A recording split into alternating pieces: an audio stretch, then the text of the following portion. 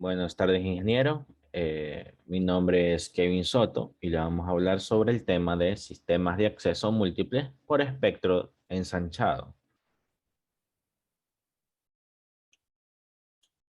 Lo primero que hay que ver del sistema de acceso múltiple con espectro ensanchado, tendríamos que ver que los diseñadores de sistemas de comunicación se interesan a menudo en la eficiencia con la que los sistemas utilizan la energía y el ancho de banda de la señal. En muchos sistemas de comunicaciones, estos son los asuntos más importantes. Sin embargo, en algunos casos existen situaciones en las que es necesario que el sistema resista a las interferencias externas, opera con baja densidad espectral de energía y que proporcione capacidad de acceso múltiple sin control externo y un canal seguro e inaccesible para oyentes no autorizados. Por todo esto, a veces es necesario y conveniente sacrificar algo de la eficiencia del sistema. Las técnicas de modulación de espectro ensanchados permiten cumplir tales objetivos. También veremos que los aspectos teóricos de la utilización del espectro ensanchado en un medio con fuertes interferencias se conocía desde hace ya 40 años. Lo que sí ha sido muy reciente es su implementación práctica. Iniciando las técnicas de espectro ensanchado, se desarrollaron para propósitos militares y su implementación eran extremadamente caras.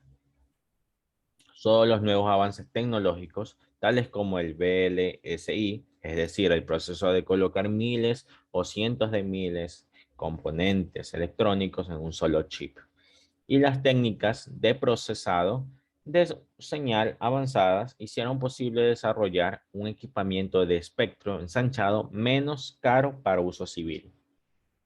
Las aplicaciones de esta tecnología incluyen teléfonos móviles, transmisión de datos sin cable y comunicaciones por satélite. Tenemos algunas técnicas de ensanchado del espectro. Entre esas técnicas tenemos la primera, que sería sistema de secuencia directa. El sistema de secuencia directa es quizás uno de los sistemas de espectro ensanchado más ampliamente conocido, utilizado y relativamente sencillo de implementar. Una portadora en banda estrecha se modula mediante una secuencia pseudo-aleatoria, es decir, una señal periódica que parece ruido pero que no lo es. Para la secuencia directa, el incremento de ensanchado depende de la tasa de bits de la secuencia pseudo-aleatoria por bit de información. En el receptor, la información se recupera al multiplicar la señal con una réplica generada localmente de una secuencia de código. Otra técnica de ensanchado del espectro que tenemos sería la de sistemas de salto de frecuencia. En los sistemas de salto de frecuencia, la frecuencia portadora del transmisor cambia o salta abruptamente de acuerdo con una secuencia pseudo aleatoria. El orden de las frecuencias seleccionadas por el transmisor viene dictado por la secuencia de código. El receptor rastrea estos cambios y produce una señal de frecuencia intermedia constante. Como vemos en el ejemplo, va variando o saltando, como se indicó anteriormente, ¿no? Sistema de salto temporal es otra técnica que tenemos acerca del ensanchado del espectro. Dice que un sistema de salto temporal es un sistema de espectro ensanchado en el que el periodo y el ciclo de trabajo de una portadora se varían de forma pseudo-aleatoria, bajo el control de una secuencia pseudo-aleatoria. El salto temporal se usa a menudo junto con el salto en frecuencia para formar un sistema híbrido de espectro ensanchado mediante acceso múltiple por división de tiempo, TDMA. Otra sería el sistema de frecuencia modulada, pulsada o chirping.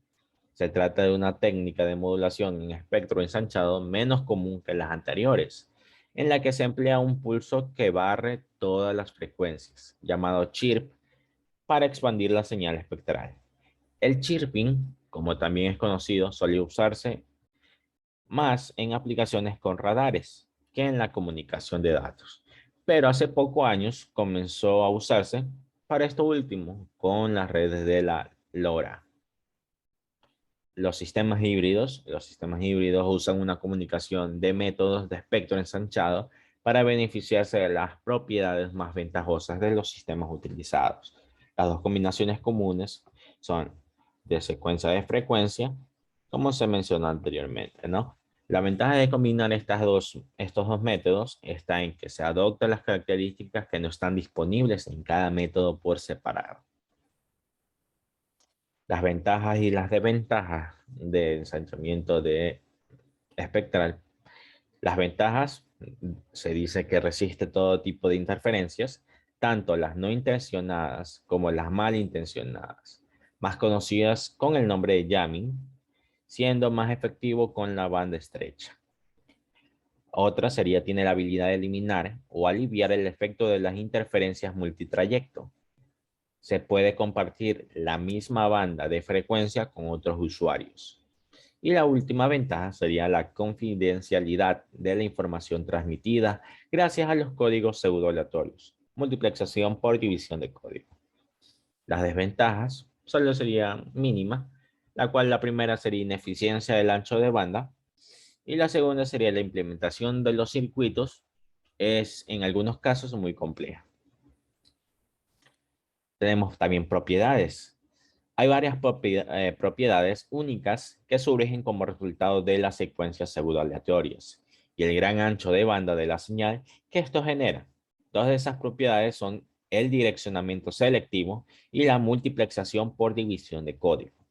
Al asignar una secuencia pseudoaleatoria dada a un receptor particular, la información se le debe direccionar de forma distinta con respecto a los otros receptores, a los que se les ha asignado una secuencia diferente.